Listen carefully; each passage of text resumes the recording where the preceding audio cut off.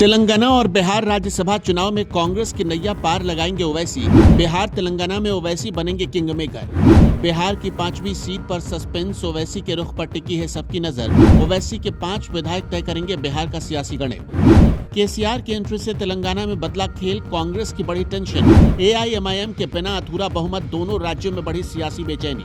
केंद्रीय चुनाव आयोग द्वारा 37 राज्यसभा सीटों पर चुनाव की घोषणा के साथ ही देश की सियासत में हलचल तेज हो गई है। इन सीटों में बिहार की 5 और तेलंगाना की 2 सीटें शामिल हैं। दोनों राज्यों में सियासी गणित बेहद रोचक हो गया है और सबसे ज्यादा चर्चा जिस नाम की हो रही है वो है हैदराबाद से सांसद और असदुद्दीन ओवैसी, उनकी पार्टी एआईएमआईएम। इन दोनों राज्यों में किंग मेकर की भूमिका में एआईएमआईएम नजर आ रही है। पहले बात बिहार की करते हैं। यहाँ विधायक की मौजूदा संख्या के हिसाब से एनडीए की स्थिति मजबूत मानी जा रही है। सत्तारूढ़ गठबंधन 4 सीटों पर आराम से जीत दर्ज कर सकता है, लेकिन 5वीं सीट पर मुकाबला बेहद दिलचस्प हो गया। विपक्षी महागठबंधन के पास अपने दम पर जरूरी संख्या नहीं है। ऐसे में एआईएमआईएम के विधायकों का समर्थन निर्णायक साबित हो सकता है। बिहार विधानसभा चुनाव में एआईएमआईएम ने 5 सीटें जीतकर सबको चौंकाया था। यही 5 विधायक अब राज्यसभा चुनाव में विपक्ष की उम्मीद बन सकते हैं। अगर एआईएमआईएम महागठबंधन उम्मीदवार का समर्थन करती है तो 5वीं सीट पर मुकाबला कांटे का हो सकता है।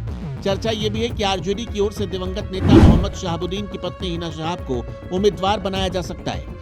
ऐसे में ओवैसी और आरजेडी के समीकरण अहम भूमिका निभा सकते हैं। अब नजर डालते हैं तेलंगाना पर। यहाँ 2 राज्यसभा सीटों के लिए चुनाव होना है। एक सीट पर कांग्रेस की जीत लगभग तय मानी जा रही है, लेकिन दूसरी सीट के लिए पार्टी के पास पर्याप्त संख्या नहीं है। राज्य में मुख्य मुकाबला कांग्रेस और भारत राष्ट्र समिति यानी बीआरएस के बीच दिखाई दे रहा है। बीआरएस प्रमुख के चंद्रशेखर राव ने एक उम्मीदवार उतारने का फैसला किया, जिससे समीकरण और जटिल हो गए। तेलंगाना विधानसभा में एक राज्यसभा सीट जीतने के लिए 41 विधायकों के समर्थन की जरूरत है।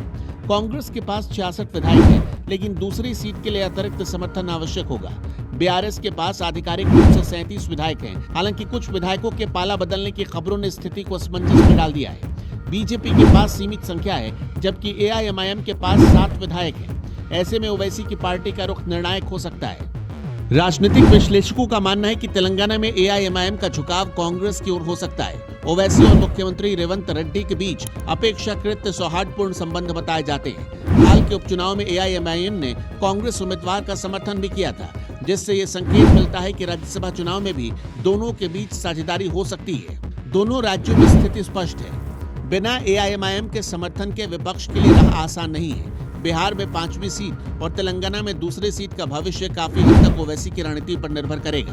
राज्यसभा चुनाव आमतौर पर संख्या बल का खेल माना जाता है, लेकिन इस बार राजनीतिक संदेश और गठबंधन की दिशा भी उतनी ही अहम है। क्या ओवैसी विपक्ष को मजबूती देंगे या तटस्थ रहकर अपनी राजनीतिक स्थिति मजबूत करेंगे? आने वाले दिनों में ये साफ हो जाएगा। फिलहाल इतना तय है कि बिहार और तेलंगाना की सियासत में एआईएमआईएम की भूमिका इस बार ज्यादा चर्चा में है।